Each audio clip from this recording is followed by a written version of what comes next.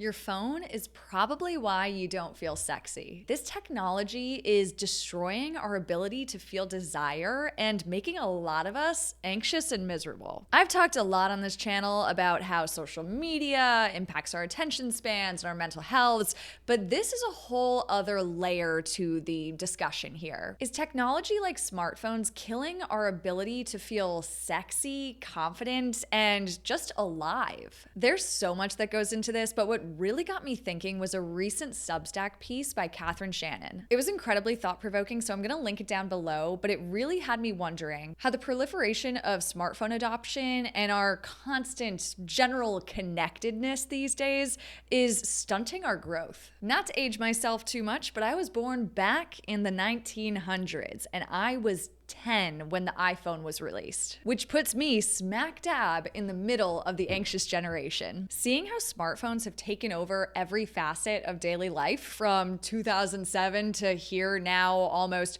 20 years later, is really mind-blowing when you think about it, especially when you consider how easy this technology makes everything. With our phones, everything can become predictable and frictionless. And by doing so, they strip away risk and challenge and that tension that you need in life for things to feel exciting. This technology that was meant to connect us has started to numb us. Let's unpack how the evolution of this technology has impacted the unpredictability, risk, and embodiment that is needed for life to feel truly alive. My name's Kate Cassidy, and I'm a part of the problem. And by that, I mean I work in tech. But because I do so, I feel obligated to discuss these types of topics with you guys and demystify everything that's going on behind the scenes in the tech industry. So if you're interested in intentional living, tech commentary, or developing your relationship with social media, technology, the internet,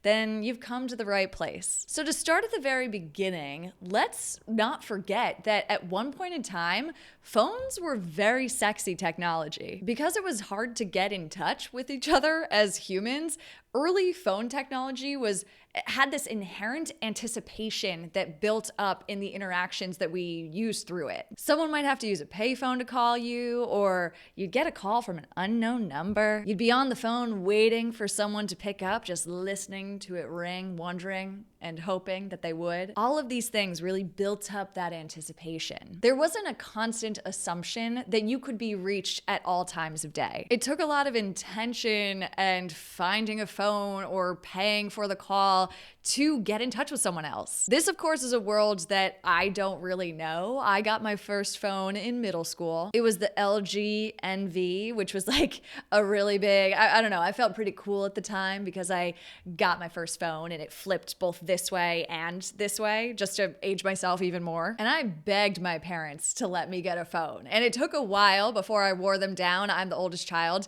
But my main argument was, don't we need to get in contact with each other, mom and dad? Like, don't you want to be able to keep in touch with me throughout the day? Of course, the real reason I wanted it is because everyone else had it. But when they finally agreed to it, I of course started to use it in the way that any middle schooler would if you finally got a phone that would allow you to text boys that are in your class up at late hours of the night. It's funny how putting this type of tech, this wasn't even a smartphone, putting this type of tech in the hands of a puberty-stricken teen immediately devolves into spending too much time on there and being connected with each other way too much. And that was in the early days. Think about now. You can be getting texts instantly and constantly from anywhere in the world. You can be getting DMs on your social media sites and little notifications pinging you throughout the day. You can have a smartwatch that's attached to your phone. So even if you are slightly distanced from your phone, you could still be getting those text notifications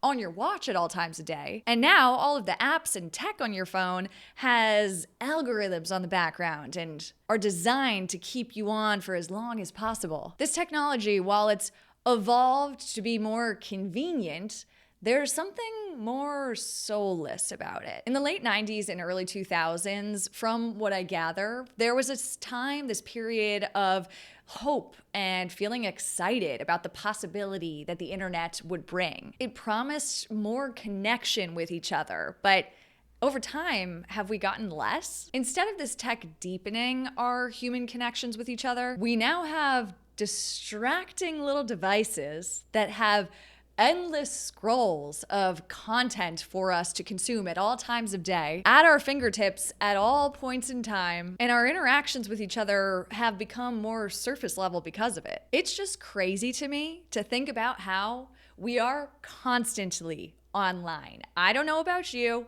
but I certainly can attest to the fact that for me, my phone is essentially another limb. I have it on me at all times of day, and very often it's actually in my hand at all times of day. Like sometimes I can't even have it in a pocket. I have to be physically touching it. So we're constantly connected to the internet because phones have become smartphones, of course, over the years. And then in parallel with the proliferation of social media adoption, we're constantly portraying versions of ourselves to each other and also constantly being perceived by one another in the way that we are branding ourselves on the internet. I've talked about that at length in other videos, so I won't get too much into it today, but these are the type of things that are going on in my head at all points in time. There's this huge irony in the fact that we are now more connected with ever, have more ways to communicate than ever, but somehow feel less connected and everything feels dull. When we think about sexiness, when we think about desire,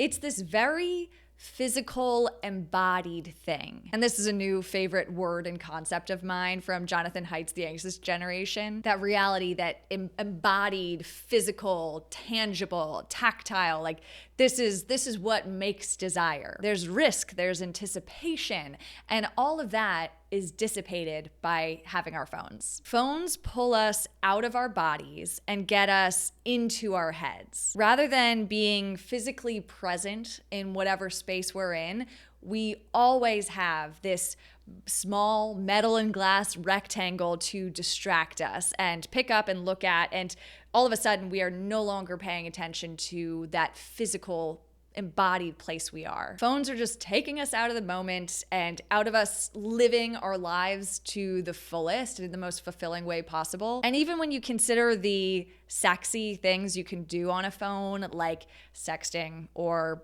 porn. I can't believe I'm going there on my channel, but yes, like those sort of things. They are all so transactional when you think about it. There's no buildup, there's no spontaneity, there's no physicality, of course, like you're not there physically with someone else. True desire requires extra effort and also a certain level of uncertainty. This may be a generalization, so let me know if you disagree. But when things come particularly easy or are very frictionless, we're not as inclined to crave it. Like, think about when you really crave something, it's usually because you've been waiting for it for a while and you have to build up that anticipation and it takes extra effort. Like, I'm even just thinking about something like a certain food that you might want to eat. Like, if you're really craving that food and like you want to satiate that desire, you got to go out to the store and go get it. Everything in our lives, our relationships, our careers, and even small daily interactions with other people, all historically have had a natural push-pull dynamic to it. You're navigating things with other people who might have different opinions with you. You're just dealing with uncertainty and how to move through it on a daily basis. Now, with phones at our fingertips, everything is instant and you don't always have to work for things. I've talked about this in my last video, but convenience culture has become just the prominent and dominant culture in our society. And younger generations, including Gen Zs like me, we're now growing up with this expectation that things are, for some reason, meant to be easy and frictionless. Because of that, I think there's this growing sense of, or not sense, but this growing proclivity to risk aversion. People are becoming more and more scared to take risks, and it's impacting our confidence and our intuition and understanding our own instincts. A lot of the things, and just generally human connection, involves a certain level of risk to open up to someone else and be vulnerable. If you want a relationship, you might have to risk going on a couple bad dates or going up to someone, asking them out, and being rejected straight to your face. But now, with your phones in your pocket, people, instead of facing that risk and putting themselves out there, people can just endlessly swipe on a constant scroll of faces and kind of use it as like a shopping cart experience, but never actually check out. We never have to take great leaps of faith anymore because you can constantly research everything in advance. You can understand all the different possible outcomes and Google everything and try and delve as deep into it as possible. A personal pet peeve of mine that's kind of in this category is people who go to a restaurant. One, you want to have a reservation so you don't have to wait and be inconvenienced at all by waiting a little bit for a line at a restaurant or having to put your name down for 20 minutes. And then two, if you've already looked at the menu before you've gotten to the restaurant because you want to perfectly optimize the experience and make sure that you're having the right dish in advance, that to me it's a personal pet peeve. You're not embracing any of the risk, any of the possible friction of the situation. You're just eliminating all of that and instead having this very contrived experience, leaving absolutely nothing up to chance and fun. It's like we're so terrified of making mistakes that we, for some reason, just want to avoid it entirely. It's like everything has become, in addition to being convenient, everything has become very comfortable. And we've started to mistake this comfort for happiness. Comfort, while it may feel good in the moment, doesn't bring you that ultimate fulfillment. That comes from challenge and spontaneity. Our phones are removing the possibility of discomfort, but with that, they're also taking away the possibility of joy or excitement and passion. I think that risk aversion is really something that is shaping my entire generation and potentially others as well. It feels like romance has started to lose its edge, like online dating is just optimized for ease and comfort and not making any mistakes. There also seems, and I don't know, I haven't researched this as much, but there seems to be a rise in situationships and general indecisiveness in relationships, possibly stemming from the fact that people aren't as willing to take emotional risks. Being open, being vulnerable, these are things that are all inherently risky, and laying yourself bare to another person or even another friend, it really takes a lot. And I think that just this adoption of technology and our phones and how easy life has become and how comfortable everything has been, people are even avoiding risks that could be as exciting as fulfilling as relationship and passion and romance. It seems like with everything in life, the fear of failing is paralyzing for people. If anything pops into your head, there is always a Reddit thread with many, many comments that can warn you about every possible mistakes you can make. So you can always pull out your phone and just convince yourself to not do anything. Our social interactions are also becoming more curated and less spontaneous. Every outing needs to be on a Google Calendar, and there's a general loss of serendipity. We don't really wander into bookstores anymore or strike up a conversation with a random stranger because we feel like we can already access everything that we need to know online. It's as if this growing up in convenience culture and the frictionless nature of the way we move through the world makes us forget the fact that there is something inherently good about talking to people who are unlike yourself. It can be an expansive experience to chat with a random stranger who, while maybe it's a horrible conversation, maybe you don't get along at all, maybe there's nothing to get out of that conversation or that connection that you might be making, but isn't there something pure and good about trying to understand your community? And we're all navigating this funny human experience together and living on this floating rock in the universe. Like, might as well chit chat with the person next to you on the subway. Our phones give us the illusion that we're in control of everything. These days, you never have to get lost because you always have Google Maps or another map app at your fingertips. You never have to feel awkward because you can have done all the research already, or you just take out all of the awkward interactions of going up to someone at a bar and being rejected. You never have to make any uninformed decisions because you can read Reddit threads and just like know everything in advance. But this wanting to over control everything and curate every possible outcome of every scenario and just try to avoid friction as much as possible. This practice and this technology is making us more anxious, detached, and indecisive. When you think about it, real life, IRL, non-digital, embodied life. Real life is unpredictable, and that's a good thing. Some of the best experiences in life come from those unplanned moments. And especially when you think about what makes you feel sexy, there's usually a certain level of uncertainty to it. Our phones and just having this constant connectedness to the internet and the digital world might make us feel like risk is a bad thing or make us generally try and avoid putting ourselves out there. But in reality, risk is what makes us grow. Aside from this risk aversion that's really just feels like it's taken a grip on at least my generation, there's also been a general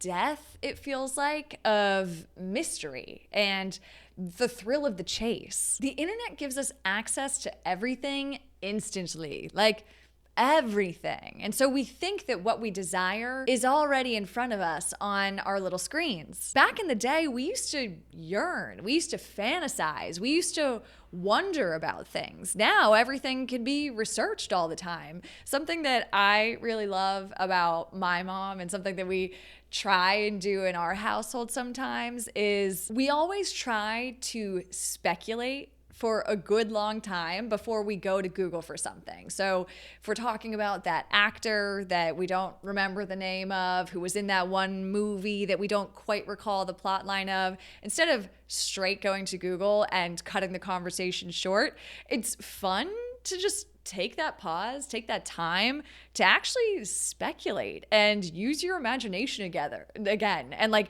try and call back on your memory. I think that because we can constantly just look things up, we've lost this ability or skill to just speculate and think about random things in life. I also lament a ton about my own personal loss of imagination that I feel like I had when I personally was very addicted to social media.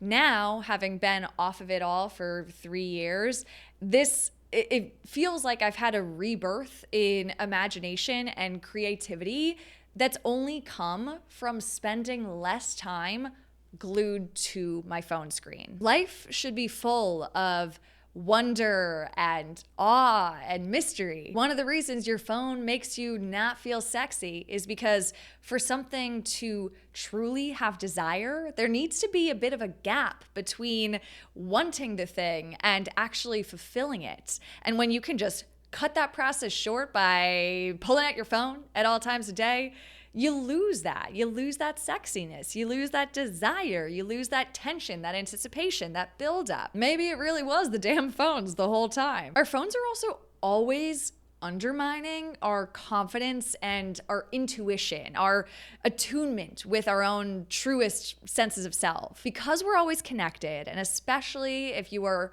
on your phone using tech like social media, we're able to constantly rewatch our lives, see how we're being perceived online, and we're able to mold and edit our appearances in our lives. And this ability to rewatch and edit ourselves, or at least the version of ourselves we put out there, that makes us second guess our true self. I know I experienced this big time when I was on social media, but I feel like when I was deep down the social media addiction rabbit hole, I had no idea if the things that I wanted in life, my desires, the things that I wanted to buy, I had no idea if those were truly coming from me and my own intuition, or if it was just being influenced by the constant influx of content and stimuli that I was consuming. Rather than forming our own desires for what we want out of life,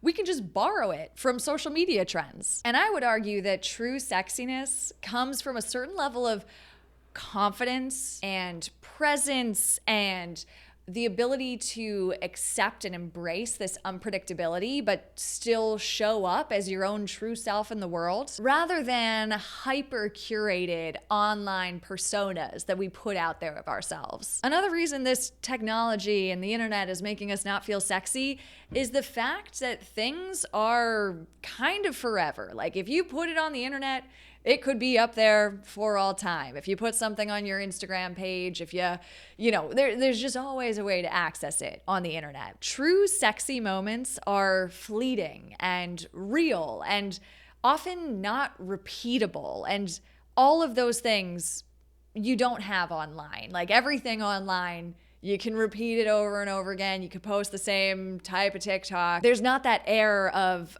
oh my gosh, what would happen if this were just to disappear? Everything can just be found at all times with no friction, and also in that same breath can be overanalyzed. I think a trend that I have noticed big time from having been addicted to social media and glued to my phones at all time of day to now being more intentional in the way that I live and trying to spend less time consuming on the internet is that when I was more tied into the digital sphere, I felt like I was constantly archiving my life rather than actually living it in the day to day.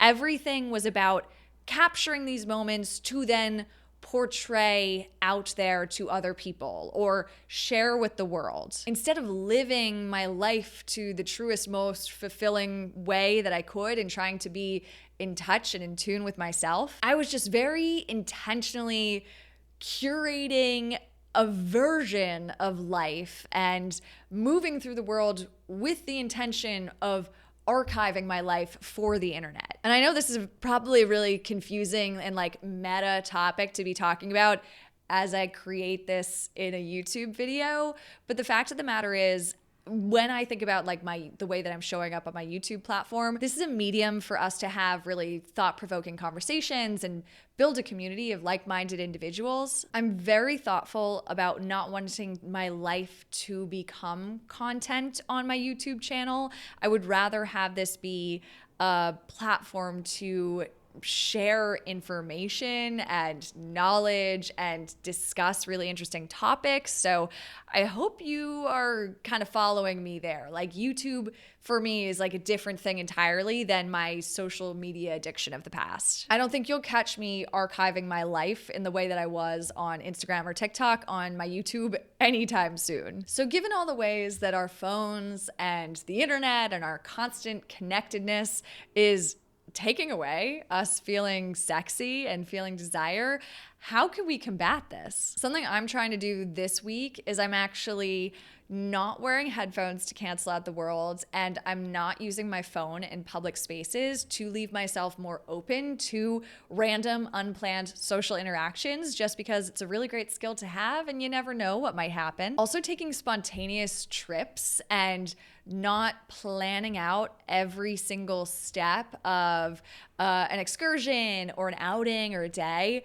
that can be a really fun way to bring desire and sexiness and spontaneity back into your life. Personally, the only way that I can travel is by having things very loosely planned. Like I've gone on 3-week-long trips and only booked the first 3 nights of it and left the rest just up to wherever the wind blew me. Another thing that's really important to get back in touch with desire is getting back into your body when our phones are constantly trying to take us out of our bodies and out of our physical space and into our heads more. Things that have physicality like exercise or dancing or just movement. All of these can really help combat the mental detachment that happens with our phones.